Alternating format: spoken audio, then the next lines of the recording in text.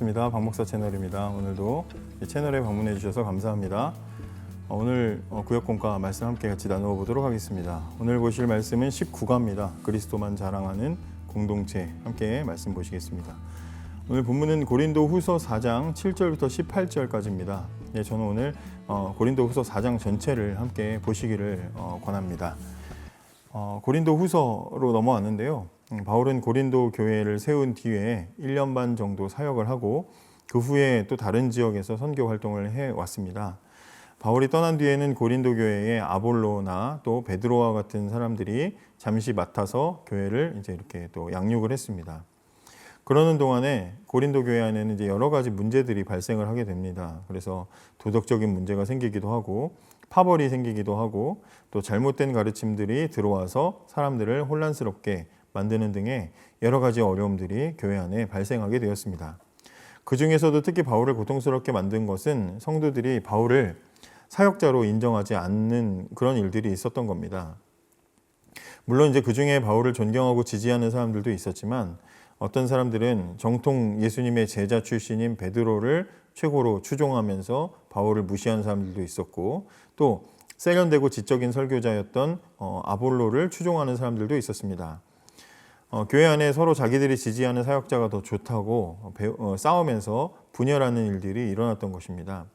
실제로 바울이 글솜씨는 참 좋았는데 막상 불러서 설교를 들어보면 말도 더듬고 외모도 또 되게 볼품이 없고 설교는 되게 지루했다라고 합니다. 그래서 바울이 베드로처럼 무슨 예수님의 수제자라는 수식어가 붙은 것도 아니고 또 그렇기 때문에 반대파들이 바울을 무시하고 굉장히 좀 싫어했습니다. 특히 바울이 없는 틈에 자신들을 가장 위대한 사도다 이렇게 부르면서 들어온 사람들이 있었는데 그런 사람들이 들어와서 바울은 자격이 없는 사도의 자격이 없다. 사도의 자격을 가지고 또 이제 이렇게 걸고 넘어지기도 하고 또 바울이 가르친 복음의 내용이 틀렸다 이렇게 주장을 하기도 하면서 굉장히 좀 어려움을 겪게 만들었습니다. 게다가 바울이 또 고린도 교회 교인들이 그 과거의 습관을 버리지 못한 문제들 때문에 굉장히 좀 강하게 지적을 하다 보니까 반대파들의 미움을 많이 샀던 것을 보게 됩니다. 사람이라는 게 한번 미우면 다 미워 보이지 않습니까? 근데 하필이면 바울이 고린도 교회에 이제 편지를 보냈는데 거기다가 여러분 조만간 여러분 찾아뵙겠습니다. 고린도 전서에 그렇게 써놓고 사정이 생겨서 가지를 못했습니다. 그러니까 좋아하는 사역자가 만약에 이렇게 온다 그래놓고 못 오면 아유 바쁘시나 보다 사정이 있겠지 이해를 해주는데 싫어하는 사람이 많다 보니까 바울이 안 온 것 가지고도 야, 이 사람은 믿을 수가 없다 그러면서 신뢰할 수 없는 사람이라고 비난을 하는 일이 생긴 겁니다.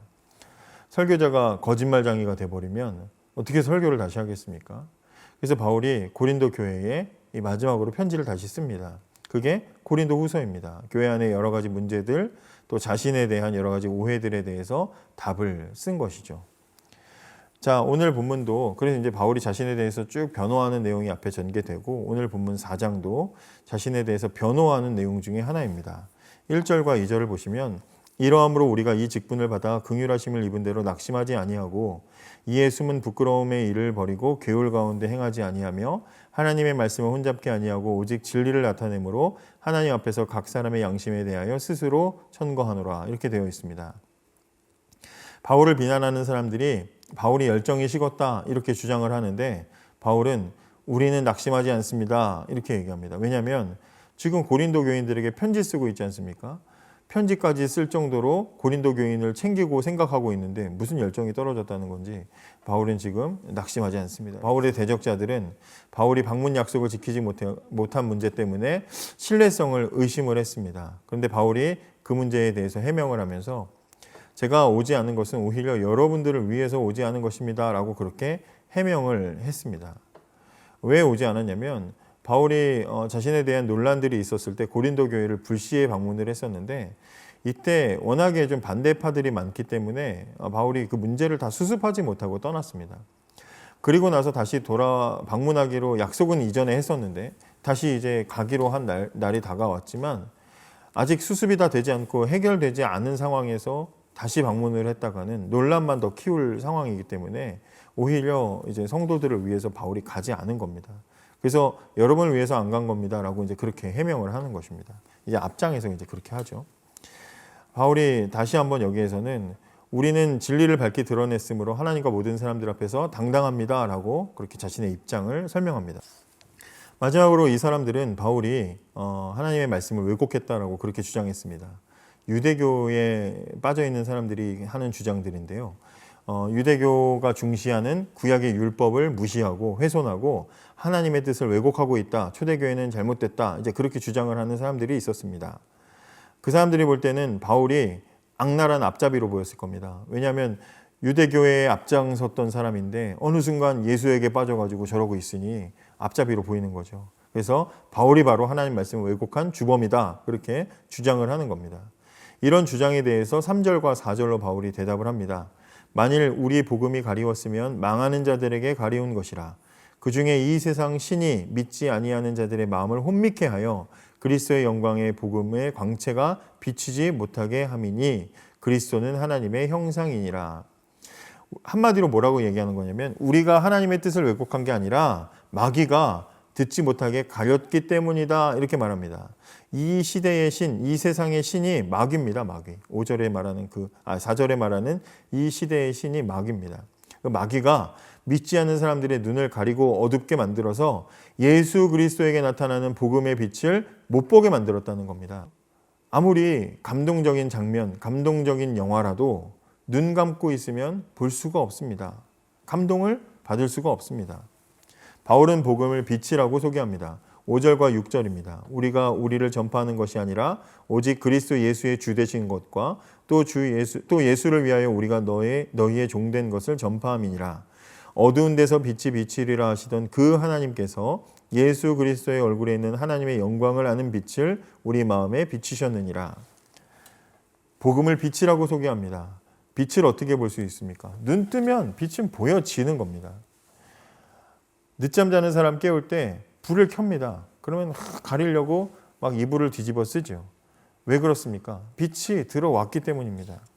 불을 켜는 순간 빛을 이제 받아야지, 빛을 봐야지 결심하는 사람에게만 빛이 들어오지 않습니다. 빛은 보려고 할 필요가 없습니다. 보기 위해서 이해하거나 빛이 무엇인지 원리를 확인할 필요도 없습니다. 빛은 눈이 보이는 사람, 모든 사람에게는 보여지는 겁니다. 복음은 빛입니다. 그렇기 때문에 복음은 발견되고 보여지는 겁니다.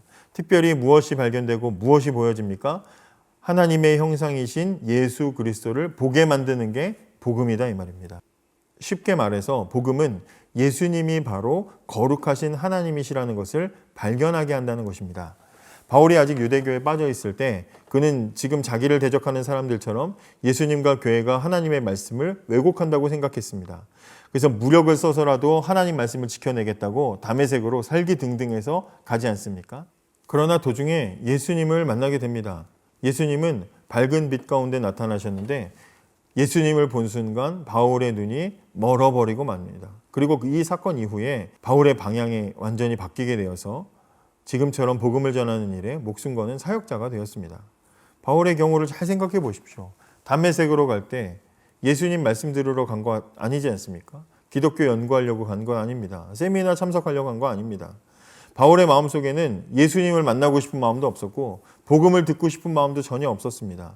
그런데 하나님께서 바울에게 복음을 빛으로 비춰주셨습니다. 마치 빛처럼 그냥 거부할 수 없도록 바울에게 다가왔습니다. 그 순간 이해할 필요도 없고 논리적으로 설득할 필요도 없는 빛처럼 복음이 바울에게 들어온 것입니다. 바울은 그 자리에서 예수가 하나님이시라는 것을 깨닫게 됩니다. 그리고 그의 인생은 이 사실 때문에 변하게 되었습니다. 6절입니다. 어두운 데서 빛이 비치리라 하시던 그 하나님께서 예수 그리스도의 얼굴에 있는 하나님의 영광을 아는 빛을 우리 마음에 비추셨느니라. 이해시키신 게 아닙니다. 얼마나 바울이 확신을 가지고 이 말을 하는지를 보시기 바랍니다. 어떤 분야를 전공한 사람들, 전문가라고 하죠. 전문가는 남들보다 그 분야를 많이 연구했고 실험한 결과를 통해 많은 지식을 갖추고 있어서 탄탄한 지식을 가지고 남들을 설득하거나 설명할 능력을 가진 게 그게 전문가입니다. 높은 지성을 가진 사람들을 비유할 때 견고한 탑이라고 하죠. 탑은 아무나 함부로 넘볼 수 없고 쉽게 무너지지도 않습니다. 그게 탑이죠. 근데 복음은 전문 지식이 아닙니다. 논리적으로 이해한 게 아닙니다. 하나님이 바울에게 복음을 비추셨고 바울은 일방적으로 그 복음을 받아들였습니다. 거부할 수 없이 받아들여진 겁니다. 불가항력적인 사건입니다. 그러므로 바울은 복음 앞에서 자신이 아무것도 아닌 줄을 너무나 잘 아는 겁니다. 이해한 것도 아니고 내가 지식의 탑을 쌓은 것도 아니고 아무것도 아닌 약한 존재라는 것을 깨닫게 된 겁니다. 그런 의미로 자신을 뭐라고 표현합니까? 7절에 질그릇이라고 표현한 겁니다. 우리가 이 보배를 질그릇에 가졌으니 이는 능력의 힘이 큰 것이 하나님께 있고 우리에게 있지 아니함을 알게 하려 함이라. 7절부터 후반부는 고난이 가득한 자신의 사역에 나는 이런 태도로 임하겠다, 이런 표현이 7절 후반부부터 나와 있는데 자신을 질그릇으로 비유하고 복음을 보물, 보화에 비유하고 있습니다. 나는 본물을 담은 질그릇이다, 이렇게 말하는 겁니다. 보물을 담은 질그릇이 박수를 받는다면 누구 때문에 받는 겁니까? 그릇인 자기 때문이 아니라 보물 때문에 받는 것이죠. 보물을 담은 질그릇이 비싸게 팔린다면 누구 때문에 값이 비싸게 매겨진 겁니까? 질그릇 때문이 아니고 보물 때문에 비싼 값에 매겨지는 겁니다. 바울은 질그릇입니다. 이게 바로 질그릇입니다. 자신이 질그릇이라고 말하고 있습니다. 사역에 큰 어려움을 지금 바울이 겪고 있습니다. 사람 때문에, 환경 때문에, 물질 때문에, 건강 때문에 사역을 포기하고 돌아서는 일들 얼마나 많습니까? 사역자로 열심히 사역하면서 이런 일을 겪을 때 얼마나 낙심이 되겠습니까? 자기가 열심히 사역한 교회인데 그런데 막 사람들이 그렇게 자신을 미워하고 밀어내고 있으니 얼마나 속상하겠습니까? 거짓말이라도 해서 환심을 사고 싶은 욕심이 왜 없겠습니까? 그런데 바울은 그런 상황 속에서도 낙심하지 않았습니다. 왜냐하면 보물은 자기가 아니라 복음이기 때문입니다. 나는 질그릇에 불과한 줄을 알기 때문입니다. 그릇이 좀 약하면 어떻고 그릇이 좀 모양이 별로면 어떻습니까? 하찮은 취급을 당하면 좀 어떻습니까? 담고 있는 이 보물만 아름답게 빛날 수 있다면, 그 가치가 떨어지지 않는다면 문제될 게 하나도 없는 것입니다. 16절 이후부터 보시기 바랍니다. 그러므로 우리가 낙심하지 아니하노니 겉사람은 후패하나 우리의 속은 날로 새롭도다. 우리의 잠시 받는 환난에 경한 것이 지극히 크고 영원한 영광에 중한 것을 우리에게 이루게 함이니 우리의 돌아보는 것은 보이는 것이 아니요 보이지 않는 것이니 보이는 것은 잠깐이요 보이지 않는 것은 영원함이니라. 바울은 위대한 사도였지만 정작 자신을 보잘것없는 질그릇에 비유했습니다. 만약 바울이 자신을 대단한 사람이라고 생각하고 목에 힘을 주고 다녔다면 고린도 교회처럼 이런 갈등이 생겼을 때 견디지 못했을 겁니다. 그 교회를 포기했을 겁니다. 그러나 바울은 무수한 비난과 대적자들의 공격을 당하면서도 하나님께서 저들의 눈을 뜨게 해주시면 그들도 변화될 줄을 확신하면서 그들에게 끝까지 자신이 담고 있는, 확신하고 있는 복음의 빛을 비추려고 노력했습니다. 복음 사역의 현장은 언제나 고난의 길입니다. 그런데 그곳으로 부름받은 우리는 반드시 그 길을 가야 합니다. 코로나 이후로 교회가 전도가 어렵고 선교가 어렵다 이런 말들을 많이 듣습니다. 그러나 전도가 쉬운 역사상 전도가 쉬운 적은 한 번도 없습니다. 그럼에도 불구하고 우리가 해야 될 일이 무엇입니까? 복음의 빛을 비추어야 됩니다. 하나님께서 절대로 거부할 수 없는 빛으로 우리를 비추셨고 질그릇같이 가치 없는 인생을 보석 같은 보물로 채우셔서 우리의 인생을 빛나게 하셨습니다. 그렇기 때문에 우리는 마땅히 우리에게 있는 복음을 전해야 합니다.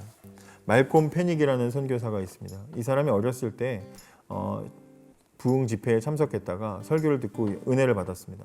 근데 이 사람은 자기 자신이 굉장히 보잘것없는 사람이라고 생각했습니다. 어떻게 생각했냐면 꼭 찌그러진 깡통처럼 아무 쓸모에도 없는 인간이라고 생각했습니다.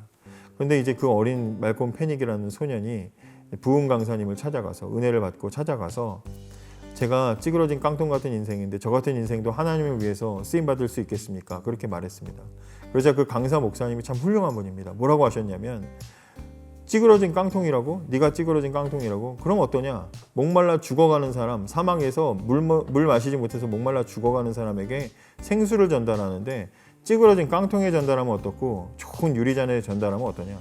그 사람을 살릴 물을 담고 있다면, 생수를 담고 있다면 그렇다면 그것 자체로 가치가 있는 것 아니냐 이렇게 말했다는 거예요. 근데 그 얘기를 듣고 찌그러진 깡통과 같은 자신의 인생도 하나님을 위해서 쓰임받을 수 있다 해서 그때부터 기도하고 준비하고 해서 우리나라 최초로 들어와서 침례교를 전하는 선교사가 되었습니다. 그게 말콤 페닉의 이야기입니다. 여러분 마찬가지입니다. 하나님께서 우리에게 우리의 인생을 먼저 만나시고 부르셨습니다. 우리를 복음 전할 귀한 도구로 세워주셨습니다. 그렇다면 우리는 그 감격과 기쁨, 찌그러진 깡통과 같을지라도 우리를 통해서 일하실 그 하나님을 기대하면서 우리가 복음을 자랑하며 살아야 마땅한 것입니다. 그런 감격과 기쁨으로 맡은 사명 감당하는 우리들 모두가 되기를 원합니다.